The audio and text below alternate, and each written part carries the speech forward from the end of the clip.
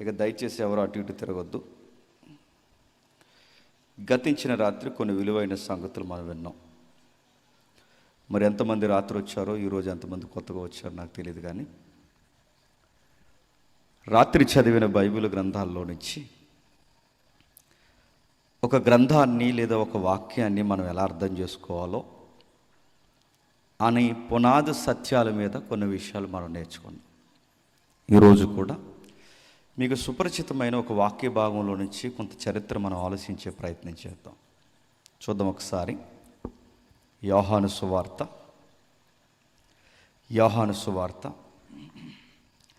15వ అధ్యాయం.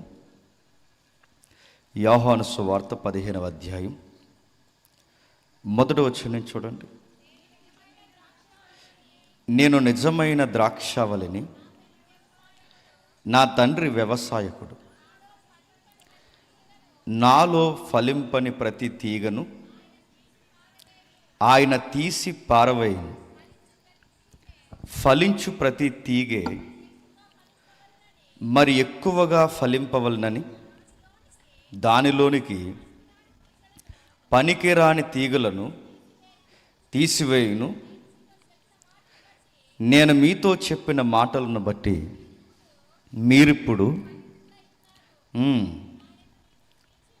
నా యందు నిలిచియుండుడి, నేను మీ యందు నిలిచియుందును.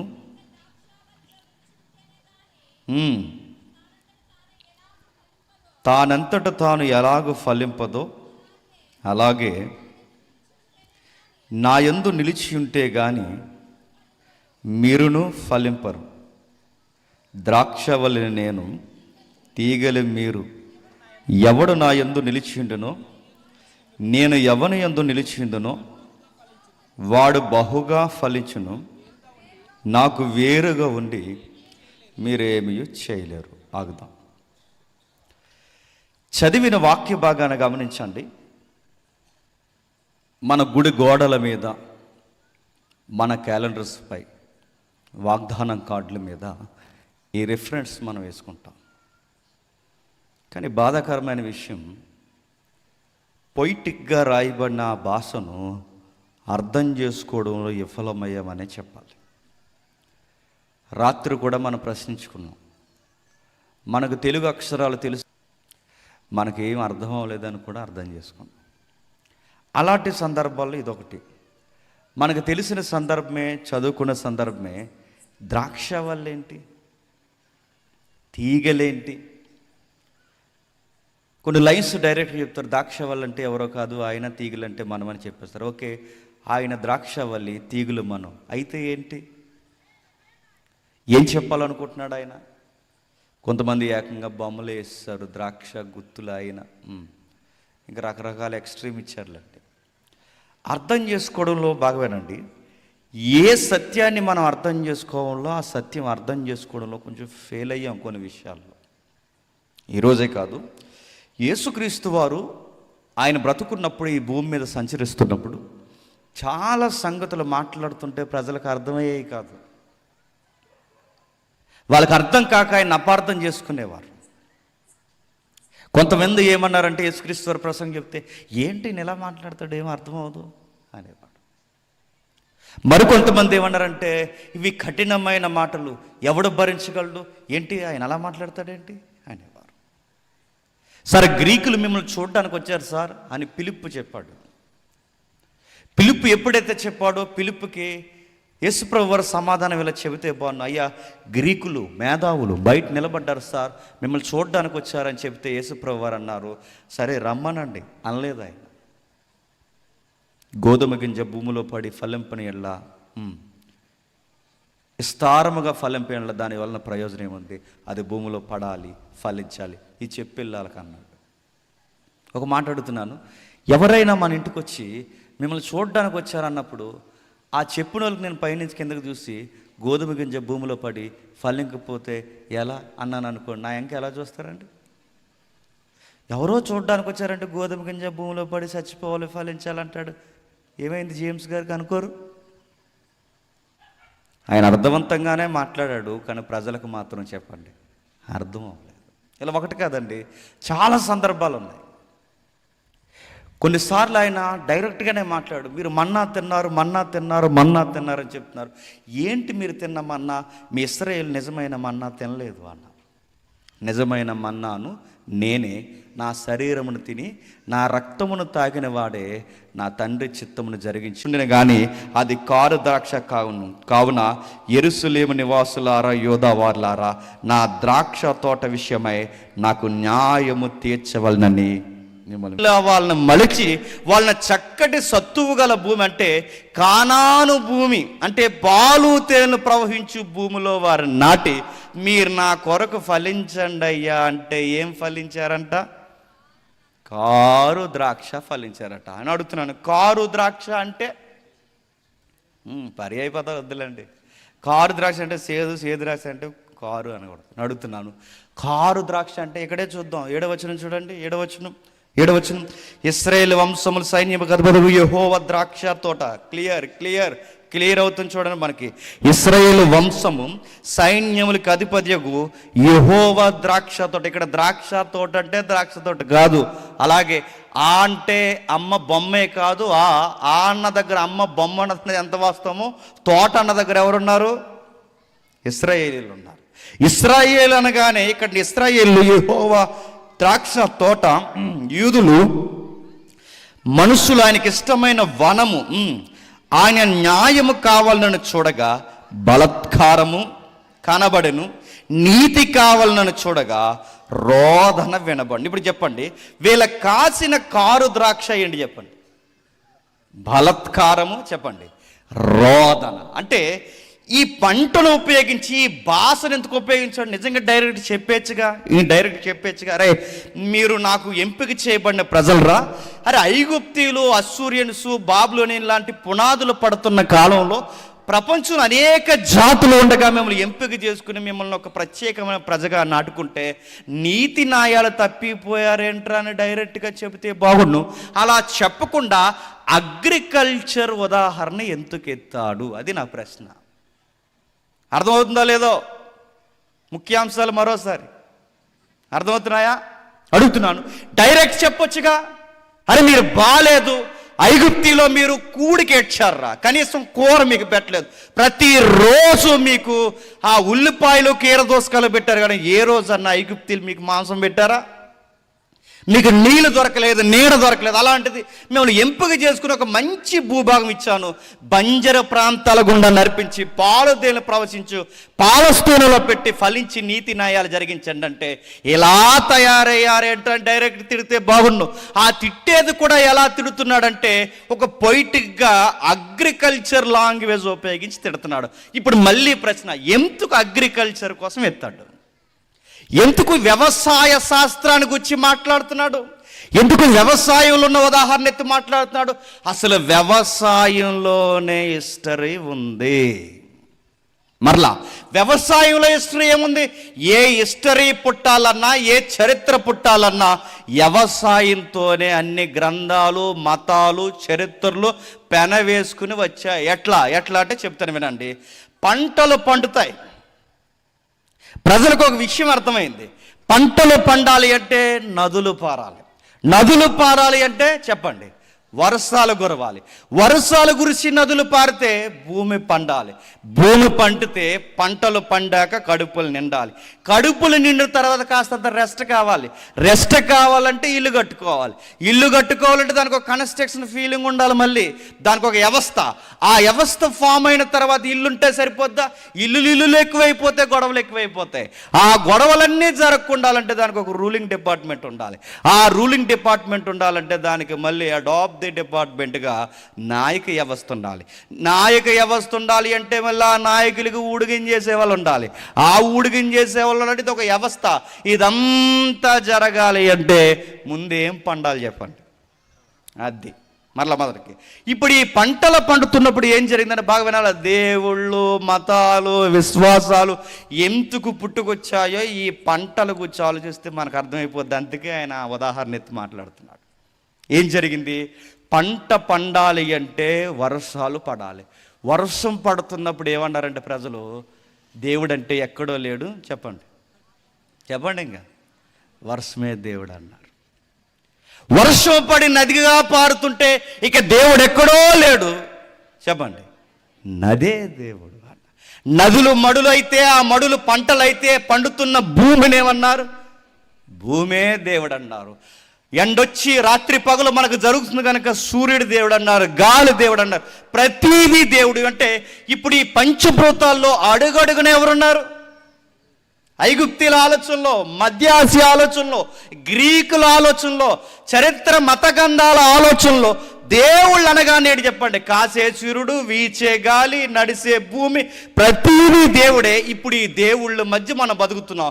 మరి ఈ దేవుళ్ళకు కూడా అప్పుడప్పుడు కోపం వస్తుందా రాదా? వస్తుంది.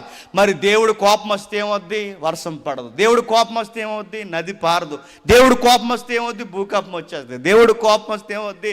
మొత్తం రగడైపోద్ది. ఇప్పుడు దేవుడు కోపం రాకుండా ఏం చేయాలి? శాంతి శాంతి శాంతి ఒప్పందాలు జరగాలి. శాంతి ఒప్పందం జరగాలంటే ఏదో ఒకటి చేయాలి. యజ్ఞ యాగాలు. యజ్ఞం ఏమవదలండి, అదేం పులి సింహం కాదు, నైపుణ్యం. డిస్టర్బ్ చేయకండి. ఒక్కో స్పీకర్కి ఒక రోగం ఉంటుంది. నా రోగం ఏంటంటే డిస్టర్బ్ కూడా చెప్పలేను, కట్ అయిపోతాయి. నేను మళ్ళీ చెప్తున్నా, దీన్ని ప్రిపేర్ అయ్యి తిప్పి మైండ్లో తిప్పి అదంతా ఒక లైన్లో పెట్టుకుని వస్తాం. మీకు కుక్క వచ్చింది, నాకు వచ్చిందంటే ఇలా పోద్ది ఇంక మెసేజ్. అందుకని నా వైపు చూడండి, అది పోదలండి. అది మీకు తెలుసు, మీరు డేంజర్ అని దానికి. వినండి, ఓకే, చూసారా? పోతుంది అది. శాంతి ఒప్పందం. ఓకే, ఇప్పుడు దేవుళ్ళు ఉన్నారు. ఈ దేవుళ్ళని శాంతి ఒప్పందం చేయాలంటే ఎవరు చేస్తారు? నువ్వు చేస్తావా? చేయకూడదురా అబ్బాయి అన్నారు. మరి ఎవరు చేయాలి? మేం చేస్తాం. మీరెవరు సార్ అంటే మేము మీడియేటర్స్ అన్నారు.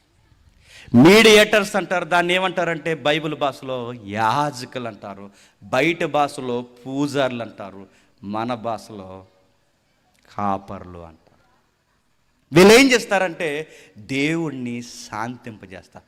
ఇప్పుడు పూజారి వ్యవస్థ వచ్చింది. నా మాట అర్థమవుతుందా? క్యాస్ట్ అనేది ఎలా వచ్చిందో మీకు అర్థం అవ్వాలి.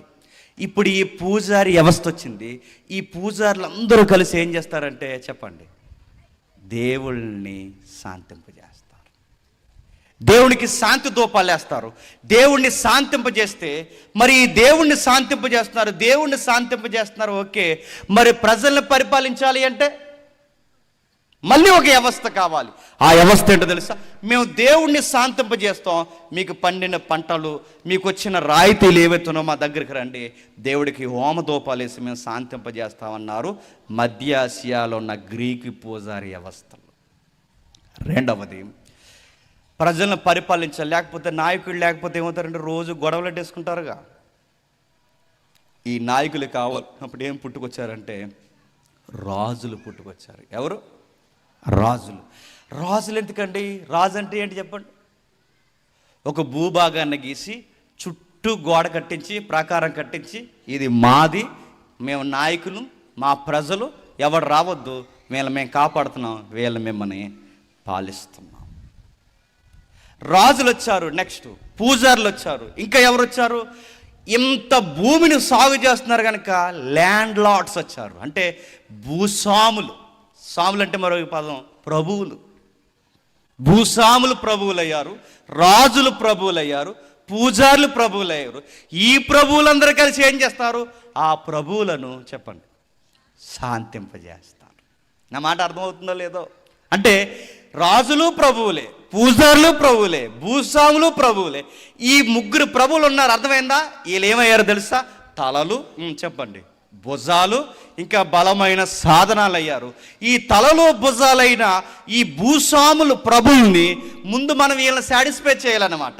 వీళ్ళని ఎవరిని శాంతింపజేస్తారు? వాళ్ళ దేవుడు. అంటే వీళ్ళ దేవుణ్ణి శాంతింప చేయాలంటే ముందు మనం ఎవరైనా శాంతింప చేయాలి? వీళ్ళని ఎలా శాంతింప చేయాలి? బట్టలు ఉతకరా మా ఇంట్లో, శాంతి. మా ఇంట్లో చీపురు తోడరా, ఇదో శాంతి. అంటే మనమందరం కలిసి వీళ్ళకి సేవ చేయాలి. వీళ్ళెళ్ళి చెప్పండి దేవునికి సేవ చేస్తారు. దీన్నే క్యాస్టిజం అన్నారు, దీన్నే జాతి భేదం అన్నారు, దీన్నే వర్ణ వ్యవస్థ అన్నారు, దీన్నే వృత్తులు విడదీసి ప్రజల్ని ఏరు చేసి ఊడగం చేయించడం అన్నారు. నా మాట అర్థమవుతుందా? అంటే ఇప్పుడు ఇవన్నీ ఎలా జరిగాయంటే క్యాస్టిజం కానీ, క్లాస్, మాస్, రేస్, ఇవన్నీ ఎలా వచ్చాయి? ఏవైతున్నావో ఇదిగో ఈడు తెల్లోడు, నల్లోడు, చిన్నోడు, పెద్దోడు, పైనున్నోడు, కిందున్నవాడు, ఊడిగించేయాల్సినోడు, బట్టలు ఉతకోవాల్సినోడు, ఇవన్నీ ఎలా వచ్చాయి తెలుసా? పంట పండడం వల్ల వచ్చాయి.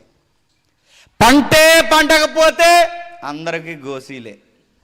అందరూ అటు తిరుగుతారు, ఏం దొరుకుతుందా, దుంపలో చేపలో ఏం దొరుకుతాయని. పంటలు పండాయి గనక, బాగా వినండి, పంటలు పండాయి గనక, పండుతున్న పంటల కడుపులు నిండాయి గనక దేవుళ్ళు అన్నారు. దేవుళ్ళు వచ్చారు గనక దేవుళ్ళని శాంతింపచేయడానికి పూజారులు వచ్చారు గనక పాలకులు ఉన్నారు గనక ప్రజలు వచ్చారు. ప్రజలు పరిపాలకుల కింద ఊడిగించేయడానికి తయారు చేశారు. అలా తయారైన వారిని ఊడిగం చేయించాలి. ఎంతకాలం? పిల్లలు ఎప్పటికీ సేవ చేస్తూనే ఉండాలి. ఇలా సొసైటీ ఫామ్ అయింది. అందుకే చూడండి, ఎక్కడ నది ఉంటే అక్కడ దేశాలు ఉద్భవించాయి. జీవనదులు ఉన్న దగ్గరే మనిషి మనుగడ ఉంటుంది. ఎక్కడ సారవంతమైన నేల దొరుకుతుంది అక్కడే ప్రజలకి బాగా మనుగడ జరుగుద్ది. నీరు లేని దగ్గర మనిషి మనుగడ చెప్పండి జరగదు.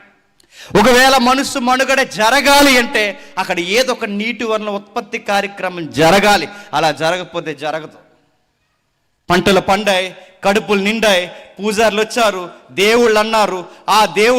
ఈ దేవుళ్ళు కలిసి వీళ్ళ చిన్న దేవుళ్ళు అయిపోయారు. అంటే ఆ దేవుడు కనబడాలంటే ముందు మనకు చిన్న దేవుళ్ళు ఉన్నారు. ఎవరు చెప్పండి? పూజారి దేవుడు చెప్పండి, రాజు దేవుడు. ఎక్కువ గ్రంథాల పేర్లు నేను చెప్పను, కానీ ఎక్కువ గ్రంథాల్లో దేవుళ్ళే రాజులే దేవుడు. ఇంకే గ్రంథాలు ఏంటని నన్ను అడగకండి, చదువుకుంటే అర్థమవుతుంది. అందుకే రాజే దేవుడు. రాజుగారు బాణాలట్టి తిరుగుతారు. గ్రంథాల్లో కూడా దేవుడు చెప్పండి బాణాలట్టి తిరుగుతాడు. ఎందుకంటే రాజే దేవుడే రాజు, ప్రభు దేవుడు. ఇలా వ్యవస్థ వచ్చింది. ఇప్పుడు కిందున్న వాళ్ళు వీళ్ళకి పరిచర్య చేయాలి. ఎలాంటి వాళ్ళు? నీలాంటోళ్ళు, నాలాంటోళ్ళు, చిన్న జీవితాలు కలిగిన వారు ఏం చేయాలంటే వీళ్ళకి పరిచర్య. వీళ్ళ గుర్రాలకు గడ్డేయాలి, వీళ్ళ రథాలకు తొడాలి, వీళ్ళు తినేసిన పాసి కంచాలు మనం కడగాలి, వీళ్ళకి చేయాల్సిన ఊడివంతా చేయించాలి, వారికి స్నానాలు చేయించాలి. ఇవన్నీ చేయించాలి అంటే తరాలు ఈ పెత్తందారి వ్యవస్థ వాళ్ళు అలా బతకాలి అంటే మన పిల్లల కింద ఎప్పుడు ఏం చేయాలి చెప్పండి? ఊడుగుని చేయాలి. అంటే పాచి పని చేయాలి. ఆ పని ఎప్పుడు చేయాలి అంటే వీళ్ళు డెవలప్ అవ్వకూడదు.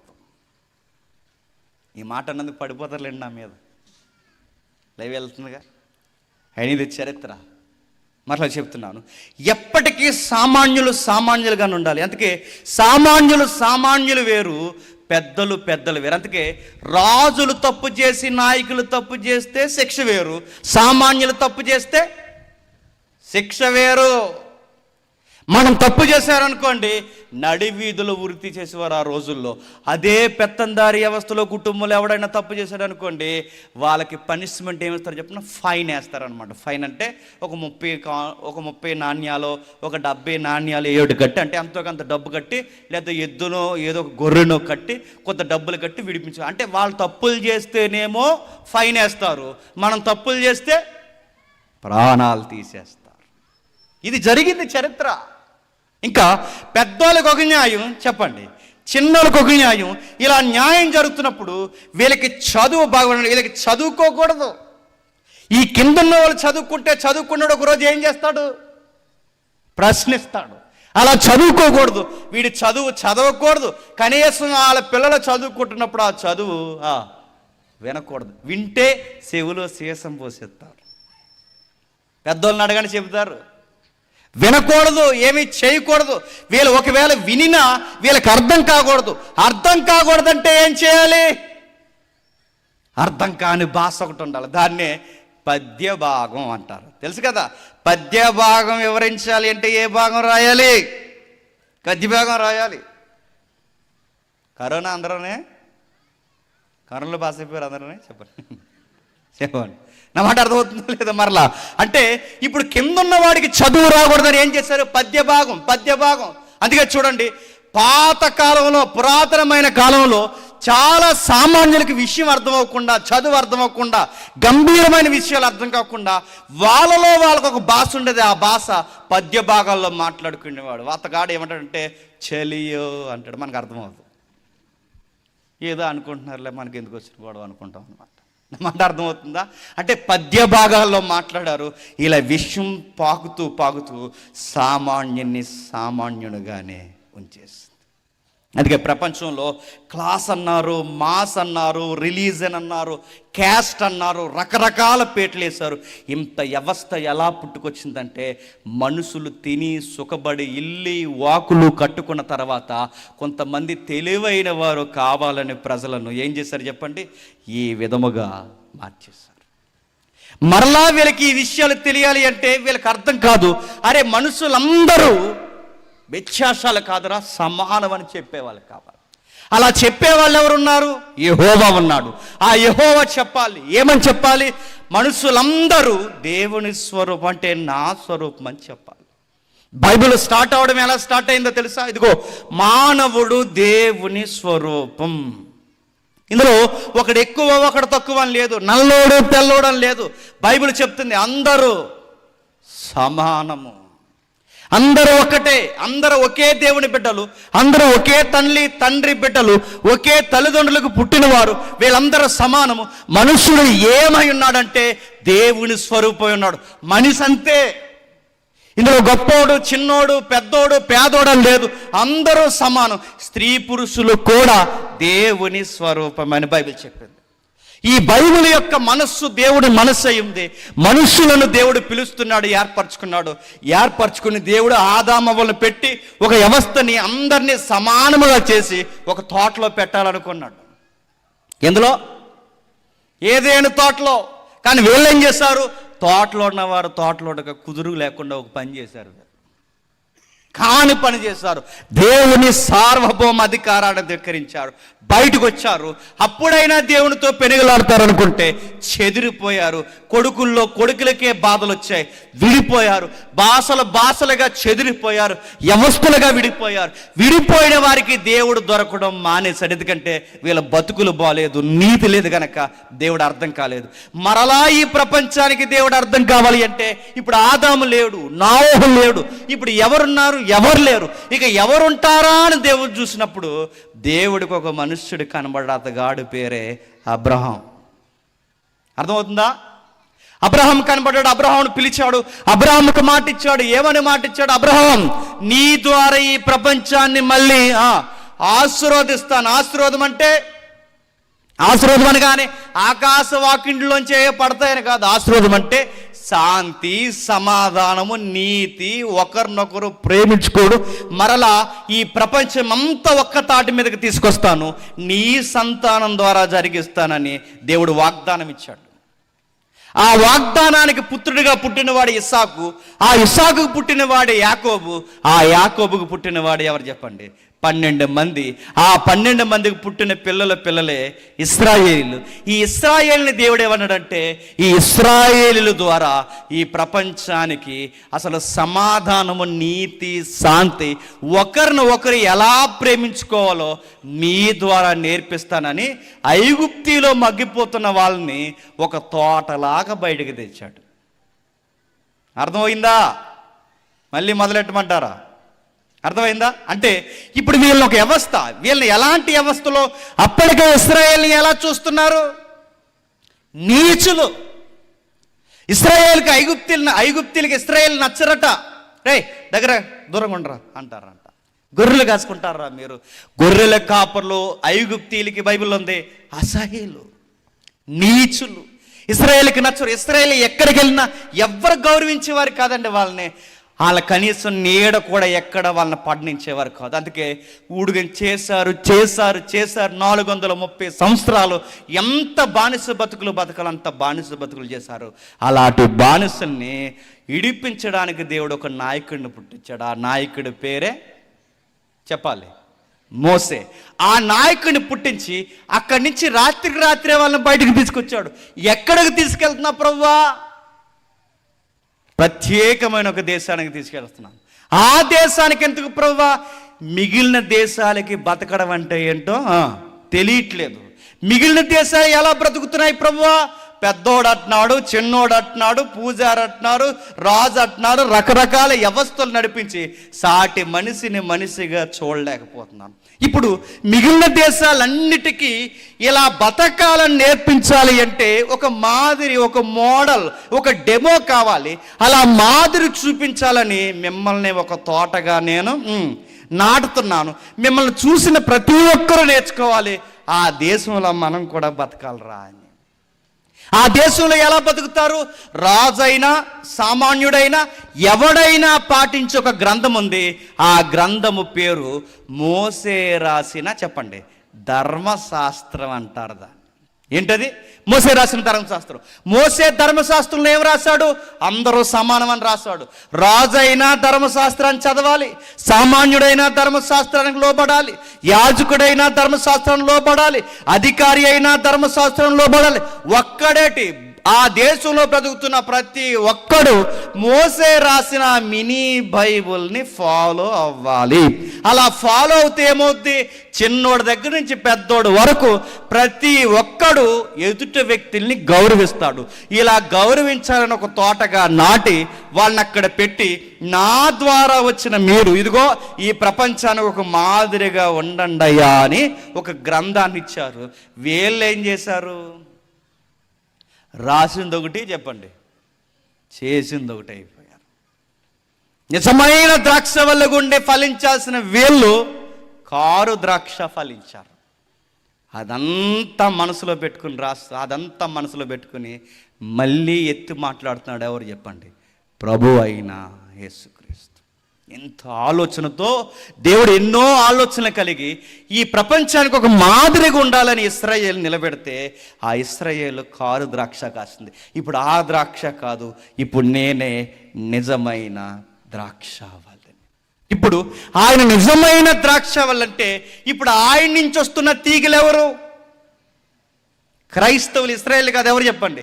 ఆయన నమ్మిన క్రైస్తవులు. అంటే ఇప్పుడు క్రైస్తవుల్లో దేవుడు ఏది కోరుకున్నాడో ఇప్పుడు నిజమైన ఫలాలు కనిపించాలి. అన్నమాట అర్థమవుతుందా? ఇప్పుడు నిజమైన ఫలాలు కనిపించాలి అంటే ప్రజలకు ఏం తెలియాలి? చిన్నోడి దగ్గర నుంచి పెద్దోడు వరకు ప్రతి ఒక్కడికి బైబిల్ తెలియాలి. ఆ బైబిల్ ఎవరికైతే తెలుస్తుందో, బైబిల్ చెప్పడం ఒక మాట చెప్తుంది, దేవుడు మానవ స్వరూపంలో ఒక కార్యము జరిగించాడు, మనుషుల్ని సమానంగా చూశాడు. మనుషుడు ఎవ్వడో కాదు, సాక్షాత్తు దేవుని స్వరూపం. ఈ విషయం మనుషులకు అర్థం అవ్వాలని దేవుడు క్రొత్త నిబంధన తోటనేశాడు. ఆ క్రొత్త నిబంధన ద్రాక్ష తోటే చెప్పండి క్రైస్తవులు. ఈ విషయ పరిజ్ఞానం అంతా మనకు అర్థం కావాలి అంటే మనం బైబిల్ చదవాలి. అందుకే మీకు సిఎస్ఐ చర్చిలు, ఇలా కొన్ని మిషనరీ చర్చిలు ఉంటాయి. ఇక్కడి నుంచి మీకు ఇలా కడప కానీ, కర్నూలు కానీ, కొన్ని ప్రాంతాల గుంటూరు కానీ, విజయవాడ మా సైడ్కి వస్తే బాప్టిస్ట్, జీడిఎం చర్చిలు ఉంటాయి. మిషనరీలు స్థాపించిన చర్చిలు. వాళ్ళు వచ్చినప్పుడు స్థాపించినప్పుడు, చర్చిలు స్థాపిస్తున్నప్పుడు ఏం చేస్తారు తెలుసా? స్కూళ్ళు కట్టారు. వాళ్ళు స్కూల్ కట్టి ఏం చేశారు? విద్యలు నేర్పించారు. విద్య ఎందుకు నేర్పించారు? చదువు ఎందుకు నేర్పించారు?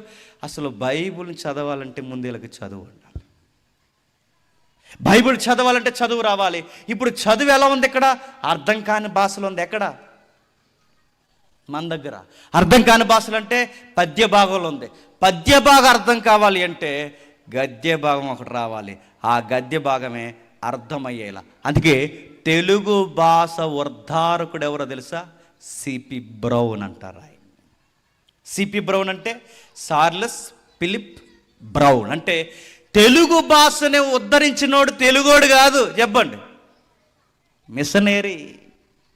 తెలుగు భాషని ఇలా మాట్లాడాలని అక్షరాల్ని మరింత రమ్యంగా మార్చిన వాడెవరు? మిషనరీ. ఆ మిషనరీ పేరేంటి? CP brown. సిపి బ్రౌన్ అంటే ఆంధ్ర భాష ఉద్ధారకుడు అని బిదు. అందరూ ఈరోజు చదువుకుంటున్నారంటే తెలుగుని అర్థమయ్యేలా, భాషను అర్థమయ్యేలా, మన మాతృభాషకి అందాన్ని తెచ్చింది ఎవరు? తెలుగు భాషని ఉద్ధరించేలా అంత తీర్చిదిద్దింది ఎవరు? CP brown. సిపి బ్రౌన్ అంటే ఎవరు? మిషనరీ అంటే మన తెలుగు భాషకి అందాన్ని తెచ్చినవాడు ఒక మిషనరీ. తెలుగు భాషను అందాన్ని తెచ్చిన ఈ మిషనరీ ఉద్దేశం ఏంటి? అందరూ ఏం చదవాలి చెప్పండి?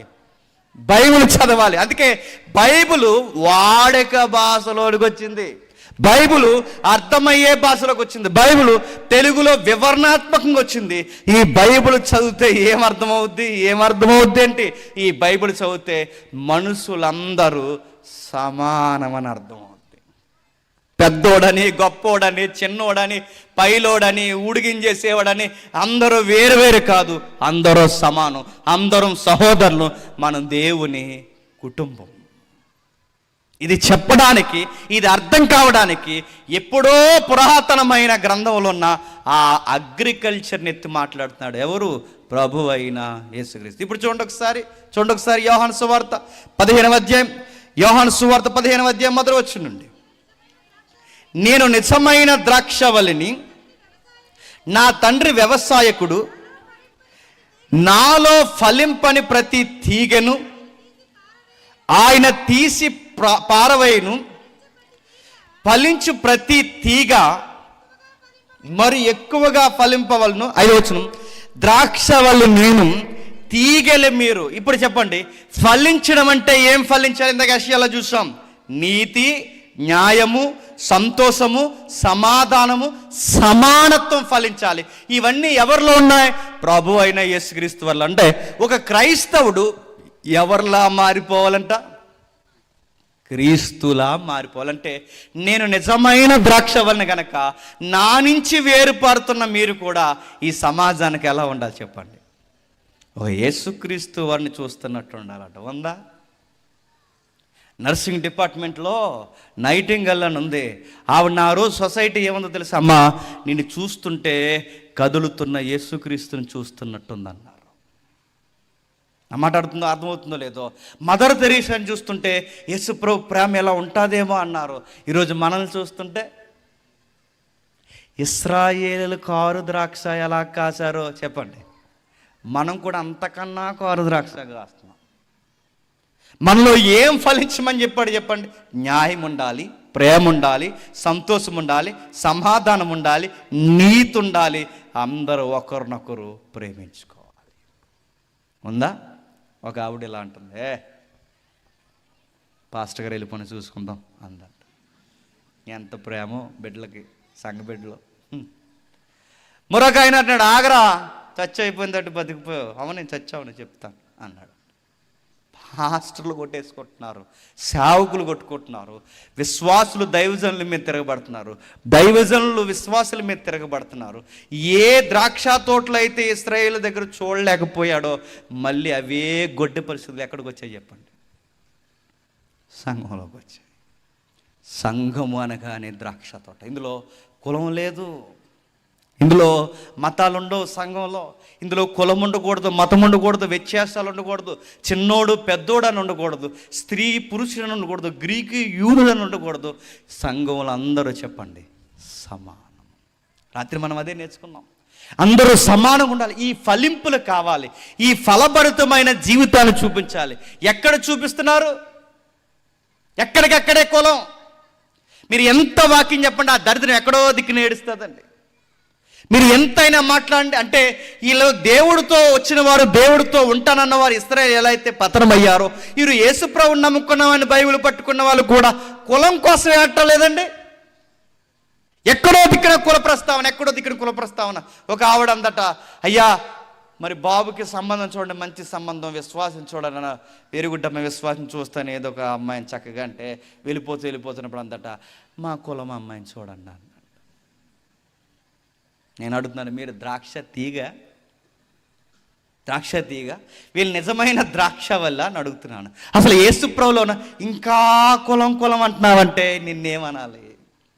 ఇంకా చిన్నోళ్ళు పెద్దోళ్ళు చూస్తున్నావంటే నిన్నేమనాలి? నువ్వు ఆయనతో అంటు కట్టబడలేదు, ఎండిపోతావు, గుర్తుపెట్టుకో. నువ్వు ఇలానే ఉంటే రేపు పొద్దున్న రాలిపోతావు, గుర్తుపెట్టుకో.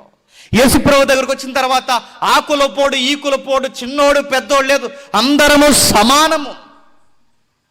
అక్కడ రాయబడింది, ఆ యెషయా 5వ అధ్యాయం 7వ వచనంలో, అక్కడ రోదన జరుగుతుంది, అక్కడ అన్యాయం జరుగుతుంది, వెలివేత జరుగుతుంది. అది జరగడానికి వీల్లేదు. అలా జరిగితే మరలా కారు ద్రాక్షాలు కాసినట్టే, మళ్ళీ పరిస్థితి అలా వచ్చినట్టే. ఆదాములో చూడాలనుకున్నారు, పాడు చేశారు. ఇశ్రాయేల్లో చూడాలనుకున్నారు, పాడు చేశారు. ఇప్పుడు దేవుడు ఎవరిలో చూడాలనుకుంటున్నాడు? క్రైస్తవుల్లో చూడాలనుకుంటున్నాడు. ఆదాము ఎలా పాడు చేశారు? ఆదాము పిల్లలు ఎలా తయారయ్యారో ఒకసారి చూడండి. ఆది కాండము, త్వరగా ఆది కాండము 6వ అధ్యాయం, ఆది కాండము క్షమించండి 4వ అధ్యాయం 23వ వచనం చూడండి. ఆది కాండము 4వ అధ్యాయం 23వ వచనం చూడండి. దేవుడైన యెహోవా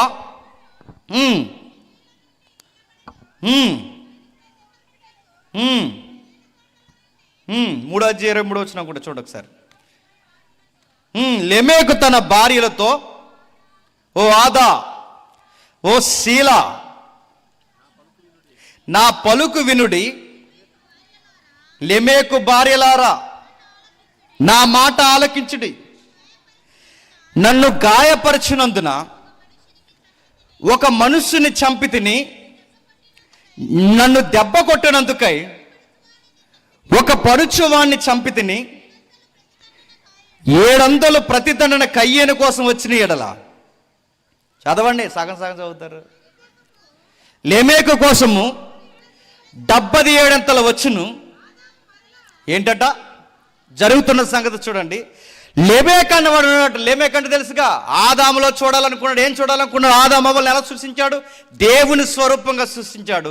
దేవుని స్వరూపంగా సృష్టించిన దేవుడు తన పిల్లలు అందరూ ఆయన స్వరూపం కలిగి ప్రేమ, సంతోషము, సమానత్వం, అందరూ ఒకే కుటుంబంగా ఉండాలనుకుంటే వాళ్ళు చెదిరిపోయి ఇడిపోయి బయటకు వచ్చి కయ్యేని సంతానం నుంచి ఒకరు, సేతి సంతానం నుంచి ఒకరు, 2 జాతులుగా విడిపోయిన వాళ్ళ వ్యత్యాసాలు తెచ్చుకున్నాడు. ఒకడు పొగరెక్కిపోయి మాట్లాడుతున్నాడు. ఏమంటున్నాడు చూడండి. లెమెకు అన్నవాడు వాడు ఏమంటున్నాడండి? తనకి 2 భార్యలంట. ఎలా సమానత్వంగా ఉండాలని దేవుడు కోరుకున్నాడో సమానత్వం లేదు. మీరు బైబిల్ లెక్కల ప్రకారం బయట లెక్కలు కూడా చూడండి. చాలా మందిని మీరు గమనించండి, చాలా సొసైటీ లెక్కలు మీరు గమనించండి. ఎంతమంది పురుషులు పుడతారో అంతమంది స్త్రీలు పుడతారు, ఎంతమంది స్త్రీలు పుడతారో అంతమంది పురుషులు. అంటే పురుషులకు తగినంతగా స్త్రీలు, స్త్రీలకు తగినంతగా పురుషులు. కాకపోతే పురుషుల సంఖ్య పెరిగింది, స్త్రీల సంఖ్య తగ్గింది. ఎందుకు తెలుసా? ఈ రోజుకి స్త్రీలను తక్కువ చూస్తారు. ఎక్కడో పొదల్లోకి విసిరేస్తున్నారు, ఎక్కడెక్కడో చంపేస్తున్నారు, వద్దనుకుంటున్నారు. టెస్టులు చేయించుకుని బాలిక అని తెలిసిన వెంటనే వద్దనుకుంటున్నారు. కనుక లెక్క తేడా వచ్చింది. కానీ 1000 మంది పురుషులు పుడితే 1000 మంది స్త్రీలే పుడతారు. అదేనండి దేవుడి ఇమేజ్ అంటే. 1000 మంది మగాళ్ళు పుడితే 1000 మంది ఆడలు పుడతారు, 1000 మంది ఆడలు పుడితే 1000 మంది మగాళ్ళు పుడతారు. ఎందుకు లెక్కల్లో తేడా వస్తున్నాయి? జనాభా లెక్కలు అంటే స్త్రీలను చంపుతున్నారు, అన్యాయం గురవుతుంది. ఇలాంటి దరిద్రపు అన్యాయం ఆ రోజు వచ్చింది చూడండి. ఏం జరుగుతుంది? ఆడికి 2 అంట. ఒకరికి ఒకరే ఉండాలి, ఒక పురుషుడు ఒక స్త్రీ. ఆదాము చెప్పండి, అవ్వ, ఆదాము అవ్వ, అంతే. ఆదాముకి అవ్వ, అవ్వకి ఆదాము. ఇక్కడ లెమెకుకి ఎంతమంది? 2 అంట. అంటే సొసైటీలో ఎలాంటి కారు ద్రాక్ష చూడకూడదు అనుకున్నాడో అలాంటి కారు ద్రాక్షని లెమెకు గడి చూపిస్తున్నాడు. ఇంకా ఏం చేస్తున్నాడు? వాడు గొడవలు పెట్టుకుంటున్నాడంట. 2 చంపేశాడంటే ఎంతమందిని? 2 చంపాడు చూడండి. లెమెకు భార్యలారా నా మాట వినండి, నన్ను గాయపరిచినందుకే ఒక పనుసువాడిని చంపేశాను. మరి ఎందుకు? ఏం గొడవ జరిగిందో, ఏమైందో, ఏ వ్యత్యాసం వచ్చిందో తెలియదు. ఒక పడుచోడు అంటే ఒక యవనస్తుడిని వీడు చంపేశాడట. మరొకడు నన్ను దెబ్బ కొట్టినందుకే ఒక పడుచువాడిని చంపితిని, 700 ప్రతిదండ కయ్యేను కోసం వచ్చిన ఎళ్ళ చంపేశాడట. అంటే ఒక మనిషిని చాలా ఈజీగా చంపేశాడట. ప్రేమించుకుండ్రా, లోబడి ఉండండ్రా, సాటైన ఒక మనుషులు దేవుని స్వరూపంగా చూసి పొరుగువాడిని ప్రేమించండి అని దేవుడి వ్యవస్థను ప్రారంభిస్తే వీళ్ళు ఏం చేశారు చెప్పండి? వీడు పెద్ద పోటుగాళ్ళలాగా అడ్డొచ్చిన వాళ్ళందరినీ కొట్టడం స్టార్ట్ చేశాడట, చంపేశాడట. చంపేసి ఈడేమంటున్నాడు చూడండి, గొప్ప అంట. అంటే ఆ రోజుల్లో జలప్రళయానికి ముందు గొప్ప సంగతులు ఏంటి చెప్పిన? ఎంత వైలెన్స్ సృష్టిస్తే చెప్పండి అంత గొప్ప అన్నమాట. పైపించి ఎంత గొప్ప. ఈరోజు ఏం చేసానో తెలుసా? ఏం చేసావు? ఎరగదీసావు? ఏం చేసావు? చంపేయాను. మర్డర్ కూడా ఈడు గొప్పగా చెప్పుకుంటున్నాడంటే ఏమనాలండి? అలాంటి వ్యవస్థ వచ్చింది. 2 పెళ్లి చేసుకుంటున్నారు, 2 మనుషులను చంపుకుంటున్నారు, 3 ఒకరినొకరు తక్కువ చేసుకుంటున్నారు, 4 మనుషుడు స్వరూపం అన్న సంగతి మర్చిపోయారు. ఇవి మర్చిపోయారు కనుకే దేవుడు జలప్రయాలను రప్పించి తుడిసేశాడు. జలప్రలయం వచ్చింది, తుడిసి పాడేసింది. జలప్రలయం తర్వాత మళ్ళీ నోవహు కుటుంబాన్ని ఎంపిక చేశాడు. నోవహు తర్వాత మళ్ళీ ఎవరిని ఎంపిక చేశాడు? అబ్రహాముని. అబ్రహాము ద్వారా మళ్ళీ ఇస్సాకుని, ఇస్సాకు ద్వారా యాకోబుని, యాకోబు ద్వారా ఇశ్రాయేలుని. వాళ్ళని ఎంపిక చేసి మీరన్నా సరిగ్గా ఉండండి అంటే వీళ్ళు కూడా ఒకరినొకరు చంపుకుంటున్నారంట. మళ్ళీ వాళ్ళని పక్కకి తీశాడు. ఇక మీరు కాదు, నాకు మళ్ళీ ప్రత్యేకమైన ద్రాక్ష తోట ఉంది. ఆ ద్రాక్ష తోట ఎవరంటే యేసుక్రీస్తు ద్వారా వస్తున్న క్రైస్తవులు. మీరైనా ఉండండి అంటే మళ్ళీ తిరిగి ఎక్కడికి వచ్చారు చెప్పండి? మళ్ళీ గొడవలకు వచ్చారు. ఈరోజు సొసైటీ ఎలా ఉంది చెప్పండి? ఎక్కడ మీరు చూడండి అంత వైలెన్స్ కనబడుతుంది. మీరు చూడండి సినిమాలు కానీ టీవీలు కానీ మీరు విప్పండి. సినిమాలు టీవీల్లో చూస్తే ఏముందండి? నరుక్కోవడం, తన్నుకోవడం, గుద్దుకోవడం, చంపుకోవడం. పెద్ద హీరో అంటే ఏంటో చెప్పిన 100 మందిని ఒకే కత్తితో చంపాడు, అది పెద్ద హీరో అంటే. హీరో ఫ్లెక్స్లు ఎలా ఉంటాయో తెలుసా? మీరు చూడండి, లెమెగ్గడ బుద్ధులు అన్నీ లెమెగ్గడ చంపేసి ఎలా గొప్ప చెప్పుకుంటున్నారో ఈరోజు సొసైటీలో కూడా గొప్ప సంగతి ఏంటి చెప్పండి? హీరో ఇలా పరిగెడతాడు, ఇలా కత్తి తట్టుకుని లింగి పైకెత్తి, ఫ్లెక్స్ కత్తి పట్టుకుని లింగి ఇలా పైకెత్తి, నోట్లో కత్తి ఇలా అడ్డంగా పెట్టి రక్తం అలా కారిపోతుంటే ఆడి హీరో. ఆడికి పాలాభిషేకాలు చేస్తాం. వీళ్ళందరూ ఎవరు చెప్పినా లెమెగ్గడ తమ్ముళ్ళు. వీళ్ళందరూ సేమ్ లెమెగ్గళ్ళు. గొప్ప మనుషులను చెప్పి గొప్పేటరా? మనుషులను చంపడం గొప్ప ఏంటి? పైగా ఆడు పరిగెడతాడట. ప్రతి హీరో చేతిలో చూడండి సుత్తో, సేనామో, కత్తో ఏదో ఒకటి ఉంటుంది. మీరు చూడండి, కనీసం ఏదో ఒక ఆయుధం, లేకపోతే లేటెస్ట్ ఎప్పుడు ఉంటుంది AK-47 ఏదో ఒక వెపన్. అంటే మనుషులను చంపడం గొప్ప అంటే మరలా తిరిగి సొసైటీ ఎలా వచ్చింది చెప్పండి? జలప్రలయానికి ముందున్నట్టే వచ్చింది. చంపుకోవడమే గొప్ప. టీవీల్లో సీరియల్స్లో కూడా చంపేసుకుంటారు. నా మాట అర్థమవుతుందా? సినిమాల్లో చంపేస్తారు. ఎక్కడ చూడండి చావు చావు చావు గొడవ. నరుల హృదయాలు ఎలా అయిపోయాయి తెలుసా? ఎంత నరమేధం జరిగితే అంత గొప్పతనం. ఈ సినిమా కల్చర్లో, ఈ సొసైటీలో మీరు మొన్న చూసారు లేదో, ఈ పెనుకొండ హనుమకొండ ఎక్కడ జరిగిందిగా, మనిషిని చూస్తుండగానే ముక్కలుగా నరికాడంటే ఎంత భయం లేని సమాజం వచ్చిందండి. వినుకొండ మీ దగ్గరే ఎంత దారుణంగా, ఈ పల్నాడును ఆనుకొని ఎంత దారుణంగా నరుక్కున్నారండి. పార్టీ గొడవలు, ఏ గొడవలు నాకు అనవసరం, కానీ ఇంత నరుక్కునే ప్రవృత్తి ఎలా వస్తుంది ప్రజలకంటే? సినిమాలో హీరో గారు ఒక విలన్ గారు తలకే కసక్కమని నరిగితే ఎట్నే చెప్పండి ఇజిల్లేట్న నచ్చేస్తుందో మనకి. గొడవ అయినప్పుడు ప్రజలు ఏమంటారు చెప్పనా? వాళ్ళ మాటలు మీరు గమనించండి. చంపెత్తను యోధవా అంటారు. మరి ఎందుకు చంపలేదు? చంపెత్తే తీసిపోతారని చంపలేదు అంతే, లేకపోతే చంపేస్తావు, నరికేస్తాను ఏమనుకున్నావు అంటే. మరి ఎందుకు నరకన్నాడు? నువ్వు ఎందుకు నరకలేకపోతావు? నరికేస్తానన్నావు, మరి ఎందుకు నరకట్లేదు? ఎక్కడో భయం, పోలీసులు వచ్చి తీసిపోతారండి. అదే పోలీసులే తీసుకెళ్ళరంటే నరికేస్తారు. అంటే మనిషికి లోపల అది ఉంది, ఆ లెమెగ్గాడి దగ్గర నుంచి అది ఉంది. నరికేస్తాను, చంపేస్తాను, ప్రాణం తీసేస్తాను అనే మాటలు మనకు వస్తున్నాయంటే లెమెగ్గాడు లాంటి వారు ఇంకా మన లోపల బతికే ఉన్నారు. ఇలా కలుషితమైపోయిన సమాజంలో మళ్ళీ ప్రత్యేకంగా పిలిచి ఒక తోట వేశాడు. ఆ తోట పేరే సంఘము. గుర్తుపెట్టుకోండి, ఏంటది? సంఘము. ఆ రోజు జలప్రలయానికి ముందు చెడిపోయిన ప్రపంచం నుంచి ఒక తోటలాగా పిలుచుకున్నాడు అబ్రహాముని.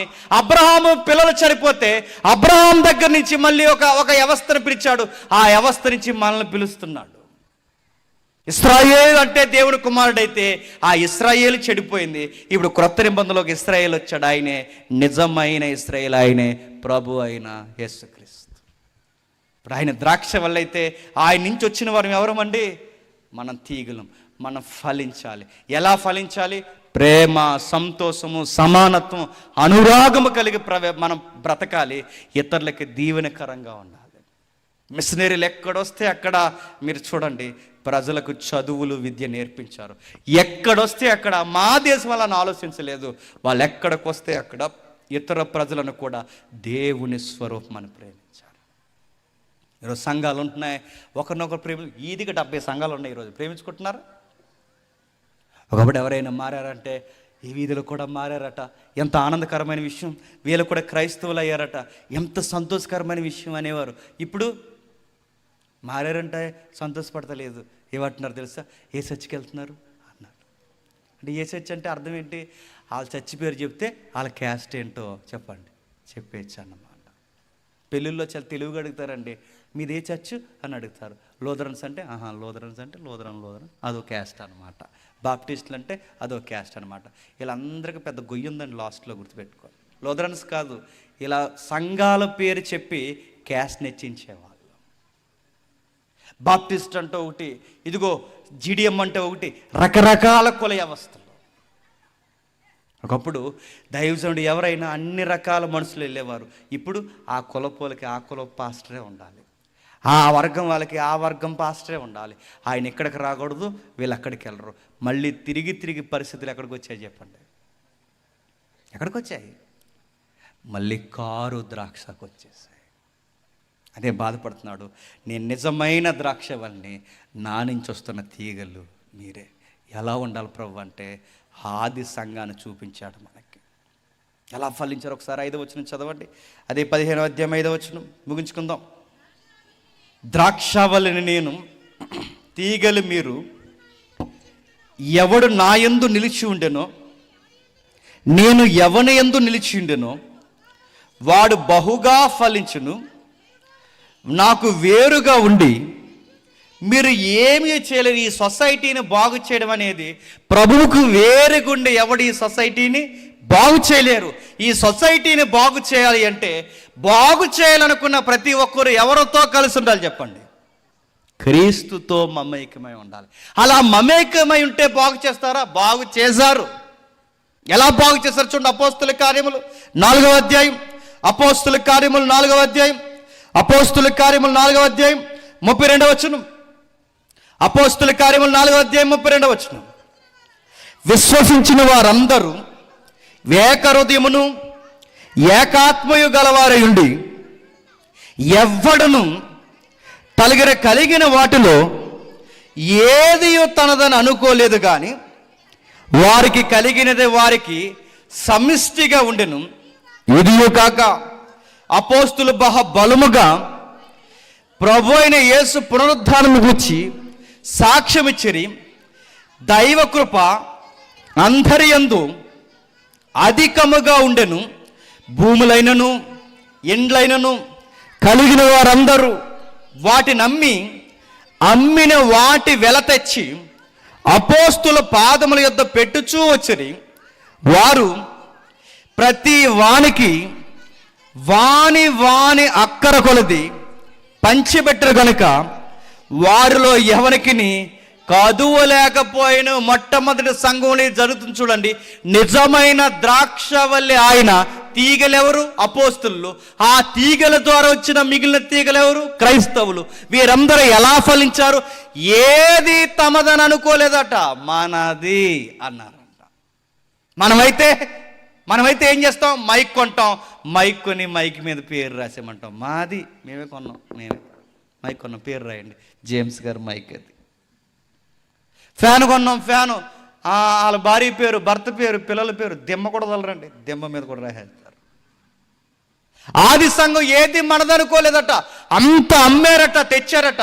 ఏక మనస్సు ఏకాత్మ కలిగి ఎడతెగక వాళ్ళందరూ కలిసి ప్రేమించుచు ఏది తనదని అనుకోక వారికి కలిగినదంతా వారు సమిష్టిగా, అంటే ఇదంతా మందే, మనది, మాది కాదు, మేము 10 ఎకరాలు ఇచ్చాం అనలేదు. ఇదంతా మందే. కలిసి ఉందాం, కలిసి సంపాదించాం, ఇదిగో కలిసి అందరం ఒకే దేవుని ప్రేమను చూపిద్దాం. దినదినము ప్రజలు సంఘంలోకి వస్తున్నారు. ఎలా వస్తున్నారు సంఘంలోనికి? తోట కొత్తగా, ఇంత నూతనంగా ఈ ద్రాక్ష తోట ఎలా ఉద్భవిస్తుంది? ఇంత పచ్చగా ఎలా ఫలిస్తుంది? ఎలా ఫలిస్తుందంటే ప్రేమ. ఏముంది ఆ సంఘంలో? ప్రేమ, సంతోషము, సమానత్వం ఉంది. ఇశ్రాయేల్ని అదే చూపించమన్నాడు. ఇశ్రాయేల్ ఏం చూపించారు? రాత్రి చెప్పుకున్నాగా, మేము యోధా గోత్రము, మేము రూబేను గోత్రం, మేము ఆ గోత్రం అని చెప్పుకున్నారు కనుకే కారు ద్రాక్ష కాశారు. ఆది సంఘం, అపోస్తుల సంఘంలో గోత్రాలు లేవు, వంశాలు లేవు, స్త్రీ అని లేదు, పురుషుడని లేదు, ఈ ఇల్లు మీది, ఇల్లు మాదని లేదు, అందరూ సమానం కనుకే కొత్తవారు అనేక మంది సంఘంలోనికి చేర్చబడ్డారు. ఇంత ఐక్యంగా ఉండడానికి కారణం ఏం చెప్పుంటారు వీళ్ళకి? ఇంత ఐక్యత ప్రజల్లోకి రావడానికి కారణం వీళ్ళకి ఏం చెప్పుంటారు? విప్లవాలు పుట్టించలేదు, స్లోగన్స్ చెప్పలేదు. వీళ్ళకి ఏం చెప్పారంటే ఒకటి చెప్తున్నాడు చూడముఖముడు, ఇదిగాక అపోస్తులు బహు బలముగా ప్రభు అయిన యేసు పునరుద్ధానము గూర్చి సాక్ష్యం ఇచ్చిరి. ఇల్లి వాకులు తెచ్చి సమాజ శ్రేయస్సు కొరకు ఎందుకు వాళ్ళు అంత బాగుగా పాటుపడుతున్నారు. వాళ్ళ రెక్కల కష్టాన్ని, వారి సామర్థ్యాన్ని, వారు సంపాదించుకున్న ఆస్తులు తెచ్చి ఎందుకు అంత బలముగా ఇతరుల కొరకు వాళ్ళు ఖర్చు చేస్తున్నారంటే ఒక విషయం వాళ్ళని ఐక్యం చేసిందంట. ఆ విషయం ఏది ఐక్యత చేసిందో తెలిసే వాళ్ళకి? క్రీస్తు పునరుద్ధానం. ఏంటట? క్రీస్తు పునరుద్ధానం. ఇప్పుడు చెప్పండి, సమాజ స్థాపన జరగాలి అంటే ఈ సమాజానికి ఒక నిజమైన ద్రాక్షవల్లి కోసం చెప్పాలి. ఆ ద్రాక్షవల్లి ఎవరో కాదు, చెప్పండి, ప్రభు అయిన యేసుక్రీస్తు. ఆయన గురించి చెప్పాలి. ఆయన గురించి ఎంత బాగా చెబితే సమాజం అంతా ఐక్యతలోకి వస్తుంది. సమాజం ప్రేమించుకోవడం చూస్తుంది, సమాజం దేశించుకోవడం తగ్గుతుంది, సమాజం ఒకరినొకరు అర్థం చేసుకోవడం తగ్గుతుంది. అందుకే క్రీస్తుని గురించి సమాజానికి ఎక్కువగా ప్రకటించాలి. ఆ క్రీస్తు ప్రేమ ఏదో ఎరిగారు కనుకే వారు సొంత దేశాలు వదిలి మన దేశానికి వచ్చి సేవ చేశారు. వారు క్రీస్తు ప్రేమను ఎరిగారు కనుకే మన కొరకు డ్యాములు కట్టించారు, స్కూళ్ళు కట్టించారు, వైద్యం నేర్పించారు, విద్య నేర్పించారు, బట్టలు వేసుకోవడం నేర్పించారు. ఆడవారిని మగవారిని సమానంగా చూడాలన్నారు. భర్త చనిపోతే తీసుకెళ్ళి చితిమంటల మీద భార్యని కాల్చకూడదన్నారు, తప్పని చెప్పారు. సాటి మనిషికి మనిషి జీవితం మీద తనకు అధికారం ఉంది, మీకు అధికారం లేదని చెప్పారు. చట్టాలు చేయించారు, చట్టాలు మార్చారు. ఇంత ఉదార స్వభావం ఈ మిషనరీలకు ఎలా వచ్చిందంటే వాళ్ళు ప్రతిరోజు ఏం చదివారు చెప్పండి? బైబిల్ చదివారు. ఈ బైబిల్ చదివితే వాళ్ళకి ఏమర్థమైంది? క్రీస్తు పునరుద్ధానం. పునరుద్ధానం అర్థమైతే ఏమవుద్ది? ముగించేస్తున్నాను. పునరుద్ధానం అర్థమైతే ఏమవుద్ది? పునరుద్ధానం అంటే ఈ జీవితంలో కొట్టుకోకండ్రా, తన్నుకోకండ్రా, ఈ జీవితం శాశ్వతమైనది కాదు. పునరుద్ధానం అంటే మరలా ఒక జీవితం ఉందని చూపించేదే పునరుద్ధానం. పునరుద్ధానం అంటే ఒక జీవితం ఉంది. ఆ జీవితం ఉంది అనడానికి ఆధారం ఏముంది? ప్రథమ ఫలముగా చెప్పండి, ఆయన లేచాడు. ఆయన లేచి వెళుతూ వెళుతూ ఒక మాట ఇచ్చాడు. ఏమన్నాడు? ఎలా వెళ్ళానో మరలా అలాగే వస్తాను, ఎలా వెళ్ళానో అలా వచ్చి మిమ్మల్ని తీసుకెళ్తాను. ఎక్కడ తీసుకెళ్తా ప్రభు అంటే ఒక నిత్యమైన జీవితంలోకి తీసుకెళ్తాను. ఉన్న జీవితం చిన్న జీవితం. ఈ చిన్న జీవితంలో ఒకరిని ఒకరు ప్రేమించుకోండి, ఒకరిని ఒకరు ఆదరించుకోండి, సమానంగా ఉండండి, కష్టాలు నష్టాల్లో పంచుకోండి, కలిగినదంతయు సమిష్టిగా ఉంచండి. ఈ మాట నేను అనకూడదు, ఎవరికైనా ఇబ్బంది కలిగినా తప్పదు, ఈ మాట అంటున్నాను, ఏమనుకోకండి. నిజానికి ఆది సంఘం సందాలు ఎందుకు పట్టేది తెలుసా? వారి వారి అక్కర్లు తీర్చడానికి. ఈరోజు ఈ మాట నేను కావాలని కుదించి చెబుతున్నాను. వారి వారి అక్కర్లు తీర్చే అనే సంఘాలు ఈరోజు ఉన్నాయని చెప్పండి. అంత సమిష్టిగా పెట్టుకున్నారట. 31 గట బడాకాని పెట్టుకున్నారట. అంటే సందంతా పోగేసుకుని ఏం పెట్టుకుంటారు వీళ్ళు? భోజనాలు పెట్టొద్దు అంటలేదు, తినేసి వెళ్ళిపోతారు. అలా కాదండి. ఏం పెద్దమ్మా అలా ఉంటున్నావే, నీకు తెచ్చుకోవడానికి మందులు లేవా? ఇదిగో ఈ సందాల్లో నీ కానుక పట్టుకెళ్ళు, తీసుకో చెప్పాలి. ఏం పెద్దయినా అలా ఉన్నావే, దిగులుగా ఉన్నావే, మీ పిల్లలకి వివాహం అవ్వట్లేదని, ఇదిగో సంఘం నుంచి సహాయం చేస్తున్నాం, తీసుకో. ఇది ఎప్పుడైతే మనం సొసైటీకి చూపిస్తామో మనం మానవన్న సంఘం మారండి ప్రజలు. ఇది ఎప్పుడైతే సంఘంలోంచి ప్రేమను సమానత్వాన్ని మనం చూపిస్తామో ప్రజలకు ఒక విషయం అర్థమవుద్దా? ఆ సంగతి ఏంటో తెలుసా? ఈ సమాజం మమ్మల్ని పట్టించుకోకపోయినా, మా వాళ్ళు మమ్మల్ని పట్టించుకోకపోయినా, మా గుప్పడి మెతుకులు పెట్టేవారు లేకపోయినా, మా ఆరోగ్యాల కొరకు ఆలోచించేవారు లేకపోయినా, దేవారాత్రులు మా కొరకు ఆలోచించే వాళ్ళు ఒకరు ఉన్నారు. వాళ్ళెవరో కాదు, యేసయ్యను నమ్ముకున్న బిడ్డలు. వాళ్ళెవరో కాదు, క్రీస్తు నమ్ముకున్న సంఘము. ఆ సంఘం దగ్గరికి పోతే విధవరాలనైనా ప్రేమిస్తారు, పేదోళ్ళనైనా ప్రేమిస్తారు, సామాన్యులైనా ప్రేమిస్తారు. గొప్పోళ్ళు, చిన్నోళ్ళు, పెద్దోళ్ళని సంఘంలో ఉండదు, అందరిని ప్రేమిస్తారు. సంఘానికి మీరు ఎందుకు వచ్చారయ్యా అంటే బయట వాళ్ళు సమాధానం చెప్పాలి, అక్కడ మనిషిని మనిషిలా ప్రేమిస్తారు. ఉందండి ఆ ప్రేమ ఈరోజు మనకి? మనలో మనకే పడదు, మనలో మనమే కొట్టుకు చచ్చిపోతాం, మనలో మనమే ఎద్దేవి చేసుకుంటాం. విశ్వాసులుగా సాటి విశ్వాస కొరకు ఒకరోజు కూడా మనం ఆలోచించాం. కనీసం వాళ్ళ బాధల్లో ఉన్నారని కనీసం వాళ్ళ ఇంటికి వెళ్ళి మనం ప్రార్థన చేయం. కనీసం మీకు ఈరోజు మేము సహాయం చేస్తామని కూడా అన్నాం. ఇప్పుడు చెప్పండి, మరలా ద్రాక్షవల్లిలోంచి వచ్చిన తీగలు ఏమయ్యాయి చెప్పండి. ఇశ్రాయేలు ఎలాగైతే కారు ద్రాక్ష, గొడ్డు ద్రాక్ష కాసాయో, మళ్ళీ ఈరోజు తీగలు కూడా ఏం కాస్తున్నాయి చెప్పండి? కులం అనే కారు ద్రాక్ష కాస్తున్నాయి, చిన్నోడు పెద్దోడు అనే కారు ద్రాక్ష కాస్తున్నాయి, స్త్రీలనే వేరియేషన్ చూపించే కారు ద్రాక్ష కాస్తున్నాయి, పురుషులు గొప్పోలని చెప్పుకునే కారు ద్రాక్ష కాస్తున్నాయి.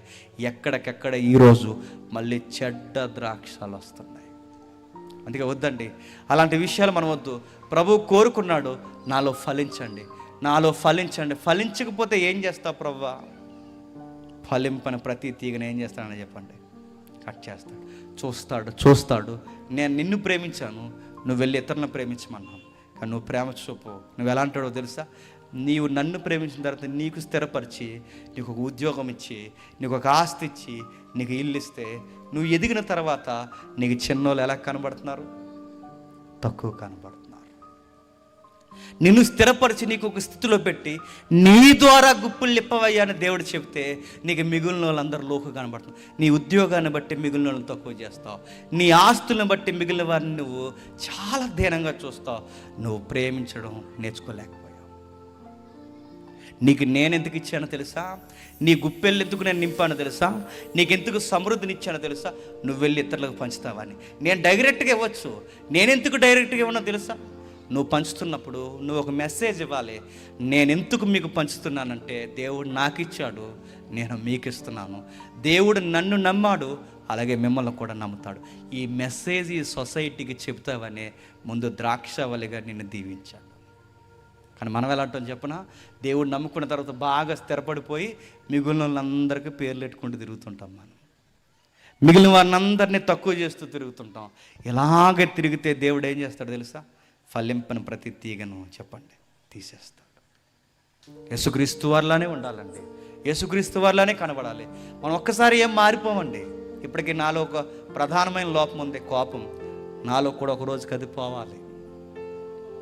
ప్రతి ఒక్కరిలో ఏదో ఒక లోపం ఉంటుంది. రోజులు మారుతుండే కొలది, కాలం మారుతున్న కొలది, సీనియారిటీ మనకు వస్తున్న కొలది, చనిపోయే నడి వయసు దాటే సమయానికి చుట్టూ ఉన్న మనుషులకి మనం దీవెనకరంగా ఉండాలి. యేసు ప్రభు యొక్క గుణ లక్షణాలు మనం కనిపించాలి. అందుకే మత్తయి సువార్తలో ఒక మాట నాడు చూడండి, ముగించుకుందాం. మత్తయి సువార్త 5వ అధ్యాయం, మత్తయి సువార్త 5వ అధ్యాయం, మత్తయి సువార్త 5వ అధ్యాయం 16వ వచనం. మనుషులు మీ సత్క్రియలను చూసి పరలోకమందున మీ తండ్రిని మహిమపరచినట్లు వారు ఎదుట మీ వెలుగును ప్రకాశింపనివ్వండి. ఏంటి ప్రభువా వెలుగంటే? న్యాయముగా ఉండండి. ఏంటి ప్రభువా వెలుగంటే? ప్రేమను చూపించండి. నేల కోసం పక్కింటోడితో గొడవకు దెక్కంట. ఏంటి ప్రభువా ప్రేమ అంటే? సమానత్వం చూపించండి. ఏంటి ప్రభువా వెలుగును చూపించడం అంటే? నీతికి పడి బతుకుతున్నామని ఒక బతుకుని చూపించండి. ఇతరులకు అర్థమవుద్ది. వాళ్ళు అంటారు, అరే మేము ఇంత ఎలా ఉండలేకపోతున్నాం, మీరు ఎలా ఉండగలుగుతున్నారా అని అడుగుతారు. అప్పుడు వాళ్ళకి చెప్పాలి మనం, మా ప్రభువు అయిన యేసుక్రీస్తు వారిని బట్టే మేము ఉండగలుగుతున్నాం. ఎవరికైనా మనం గుప్పెలు లిప్పి చేయగలగాలి అంటే సహాయం ఎవరితో కలిసి ఉండాలండి? ప్రభుతో కలిసి ఉండాలి. ప్రభుతో కలిసి లేకుండా బయట సమాజ సేవ చేస్తున్నామని చెప్పుకుంటున్న ఎవరినైనా మీరు చూడండి, ఒకరోజు కాల దొంగలని తెలిసిపోద్ది. మీరు కావాలంటే చూడండి. సమాజ సేవను ఎవడు ఉన్నతంగా చేస్తాడో తెలుసా? ఎవడు చేస్తాడు చెప్పండి? ప్రభువుతో కలిసి ఉన్నవాడు. బయట సమాజ సేవ చేస్తున్నామని చెప్పండి, వాడికి ఏదో ఒక లాభం కావాలి. 10 రూపాయలు పులిహార పొట్లం ఇస్తాడు, 1000 రూపాయలు పబ్లిసిటీ చేసుకుంటాడు. వాడు 100 రూపాయలు ఇస్తాడు, బయటికి వెళ్ళి పబ్లిసిటీ చేసుకుంటాడు. కానీ ఏ సైడ్ నమ్ముకున్న వారు పబ్లిసిటీ చేసుకోరు. వాళ్ళు చేసి కుడి చేతి ఇచ్చినది ఎడమ చేయికి తెలియనివ్వరు. ఎందుకో తెలుసా? అది ప్రభువు మాత్రమే చూడాలి. ఎంత త్యాగం ఎప్పుడు వస్తుందంటే, ప్రభువుని గురించి ఎవరైతే బాగా నేర్చుకుంటారో వాళ్ళకి ప్రేమ తెలుసు. తెలియకపోతే పండిన పంటను బట్టి ఆనందపడిపోతారు. ఆ పండిన పంటను గాదిలో పోసుకుని ఒకడు అంటున్నాడు, ప్రాణమా తినుము, త్రాగుము, సంతోషించు, ఎవడికి పెట్టకో, నువ్వే తినేసి నువ్వే చచ్చిపోని చెప్పుకుంటున్నాడు. కానీ యేసుక్రీస్తు అర్థమైతే, ప్రాణమా తినందు, నీ దగ్గర గుప్పెడి మెతుకులుంటే పక్కోడికి పెట్టు అంటాడు. నీ దగ్గర 2 వస్త్రాలు ఉంటే ఒక వస్త్రం తీసి పక్కవాడికి అంటాడు. నువ్వు బాగుపడ్డావు కనుక ఇతన్ని బాగు చేయి అని చెప్తాడు. ఇదే ద్రాక్ష తోటలో మనం ఫలించాల్సిన ఫలం. పంచుతారు ఈరోజు? సంఘానికి ఎవరు వచ్చినా మీ ద్వారా సంఘానికి వచ్చిన వారు ఒకరికి ఒకరు ఫలములుగా మీరు కలిసి రావాలి. గుర్తుపెట్టుకోవాలి. ఒకరికొకరు దీవెనకరంగా ఉండాలి. ఎవరికైనా కష్టం వస్తుంది, ఆ కష్టం సంఘం అంతా కలిసి మీదేసుకోండి. మీలో ఎవరికైనా కష్టం వస్తుంది, మిగిలిన వారందరూ కలిసి ఆదరించండి. అపోస్తులు అలాగే చేశారు. వారి అక్కల కొరది పంచిపెట్టారు. ఈరోజు పంచడం లేదు. ఏం చేస్తాం చెప్పండి? దాచేసుకున్నాక ఒకరోజు దాచేసుకున్న దానికోసం పెద్ద గొడవలు అయిపోతాయి. అందుకే వద్దు. మనకు హైదరాబాద్లో ఉన్న ఎంత మంచి సేవ జరిగించారండి. ఆయన పేరు భక్త్ సింగ్ గారు. ఈరోజు ఎబ్రోన్ సంఘాలు ఎలా కొట్టుకుంటున్నాయి చూడండి. ఆయన వెళ్ళిపోయాడు, ప్రేమను మర్చిపోయారు. ఈరోజు వార్తలు నిలుస్తున్నాయి, కోట్లకు ఎక్కుతున్నారు, గొడవలకు దిగిపోయారు. నిజమైన ద్రాక్షవల్లిగా ఉండాల్సిన సంఘాలు ఈరోజు కోర్టుల చుట్టూ, పోలీస్ స్టేషన్ చుట్టూ తిరుగుతున్నాయి. అందుకే వద్దు. ఈ ఊర్లో ఎన్ని సంఘాలు, ఈ వీధిలో ఎన్ని సంఘాలు ఉన్నాయని అడగను, కానీ ఉన్న సంఘాలన్నీ కలిసి ఉండండి, సమాధానంగా ఉండండి. ఇలాంటి మీటింగ్ జరిగినప్పుడు అందరూ కలిసి ఉండాలి. ఎందుకంటే యేసయ్యను ఈ సమాజానికి చూపించాల్సిన వారు ఎవరైనా ఉన్నారంటే యేసయ్యను ముందుగా నమ్ముకుని మనమే చూపించాలి. మనలో మనకు ఐక్యత లేకపోతే, మనలో మనకు ప్రేమ లేకపోతే, మనలో మనకు ఒక స్థిరమైన బుద్ధి, సహాయము, సమానత్వం లేకపోతే, రండి మా యేసయ్యను నమ్ముకోండి అంటే బయట ఏమంటారు చెప్పిన, ముందు ఒకటి మీరు తినంగుండి ఆడంటారు, అప్పుడు మేము నమ్ముకుంటామని చెప్తారు. అందుకే ముందు మనం ప్రేమ చూద్దాం. చూపించకపోతే రాత్రి మనం మాట్లాడుకున్నాం, అన్య దేవతల గుడికి ఎలాగైతే మరలా ప్రజలు వెళ్ళిపోతారో, మరలా యేసయ్యను నమ్ముకున్నవారు మరలా తిరిగి ఎక్కడికి పోతారు చెప్పండి? బయటికి పోతారు. అందుకే నిజమైన ద్రాక్ష వల్ల అయినా తీగలము మనం సమానంగా ఉందాం, ప్రేమించుకుందాం. క్రీస్తు సంఘం అంటే ఈ ప్రేమను సమాజానికి చూపిద్దాం. దేవుడు మిమ్మల్ని దీవించును గాక. ప్రార్థన చేసుకుందాం. లేచిన